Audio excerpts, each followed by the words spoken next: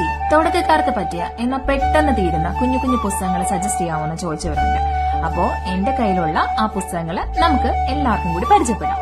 Annie ചേച്ചിയുടെ കാവൽക്കാരി, അർച്ചന കല്യാൺ എഴുതിയ കരിനീല കാക്കപ്പുലി, ശ്രീ പ്രദീപ് തളിയാടന്റെ കൊച്ചുപപ്പന്റെ ആന,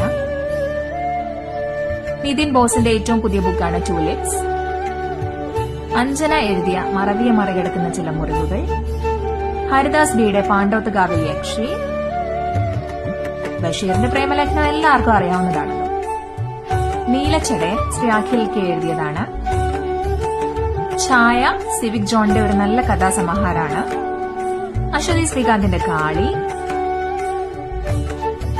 ലില്ലി പൂക്കളുടെ ഓർമ്മയ്ക്ക് വിജിയുടെ ഏറ്റവും പുതിയ കഥാസമാഹാരങ്ങളാണ്. അശ്വതി ചേച്ചിയുടെ തന്നെ ടായില്ലാത്ത മുട്ടായികൾ, കാച്ചിയ മോരിന്റെ മണമുള്ള ഉച്ചനേരങ്ങൾ ജേക്കബ്